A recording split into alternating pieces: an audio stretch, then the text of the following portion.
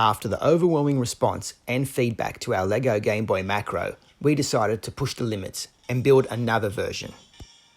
This time it would be based off the DMG original Game Boy, but with a twist. We would make it similar to our DMG103 Game Boys, which featured Nintendo DS Lite Internals, and was capable of playing all your favourite games with a backlit screen. So once again, we poured out the kids' Lego and went through the pile looking for suitable pieces.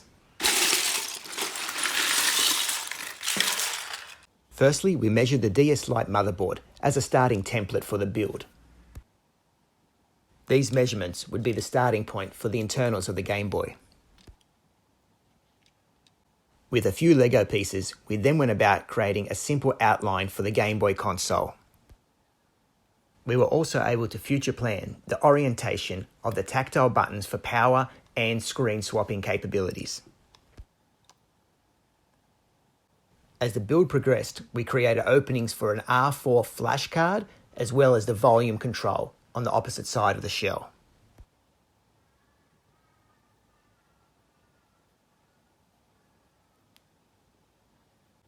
We then removed the DS Lite screen from the console and used it as a template for the Game Boy build. As LEGO comes in specific sizing, we had to make the dimensions of the build as close as possible to fit the LCD screen. We soon found out that this build was similar to a jigsaw puzzle. There would need to be ongoing design alterations for a perfect finish. A basic design was starting to come together. We could start to see the basic shape of the DMG Game Boy evolve. However, we were still uncertain of the button orientation. Whether to use an analog stick like the Game Boy macro build, the number of buttons, and the orientation. The basic shape of the console was now complete. However, we were still uncertain about the tile orientation. We also added a spot at the bottom of the console for USB-C charging. We also tested the screen orientation one more time. In the meantime, we ordered some more flat panel coloured blocks for the front of the shell. While waiting on these parts to arrive, we then focused on the electronics for the console. Just like any DMG 103 build, we removed the internals from a DS Lite console and soldered a resistor between the 2 points to disable the top screen. We then stripped the DS Lite motherboard down to its bare minimum, removing both cartridge slots and replacing it with an R4 flash card.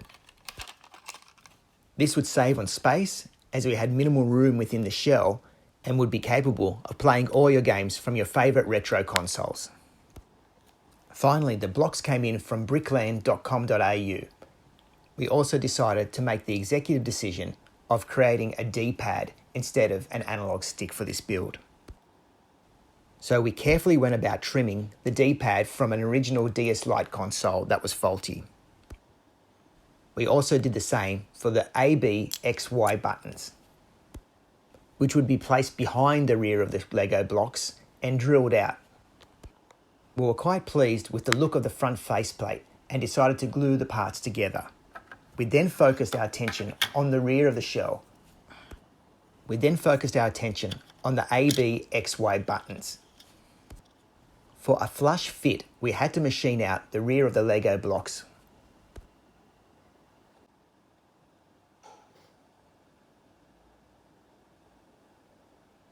Once happy with the orientation and fitment of the A, B, X, Y buttons, we proceeded to gently drill out the holes. Brickland were also able to supply us with a genuine Nintendo block logo, which we placed onto the front of the shell. We then went about test fitting the buttons to ensure that the feel was as close to its original as possible.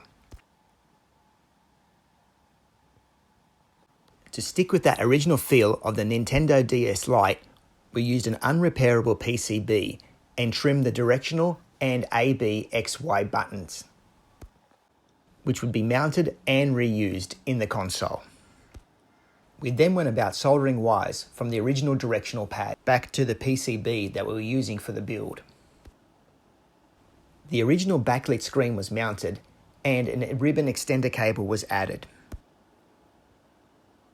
The internals were starting to come together and were almost finished. We added a USB-C charging slot and tactile buttons for the power and screen swapping mods. The final steps in the mod was to add the volume slider, rechargeable battery, and flash the firmware. The end was now in sight. We had to orientate the bricks for the rear of the shell and also add the left and right trigger buttons. So after weeks of modding, a lot of patience and persistence, we've finally finished our LEGO DMG103 Game Boy. The console features the original backlit screen, directional and ABXY buttons, as well as a USB-C charging port at the bottom of the console. The volume slider is located on the side of the console, as well as left and right trigger buttons on the rear of the console. Tactile buttons for power and screen swapping mods were added to the top of the shell, and the R4 flash card was added to the left-hand side of the shell.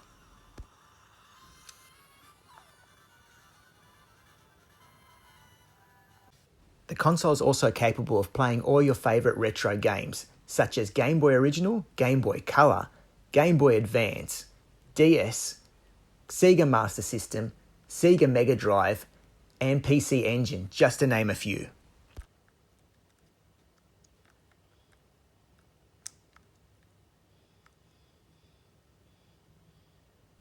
And with the firmware upgraded and an R4 flash card added, you're now capable of playing all your favourite DS Lite games with screen swapping capabilities. This console was never about ergonomics. It was always about building a one-off piece and combining the most iconic toys of the 90s into one.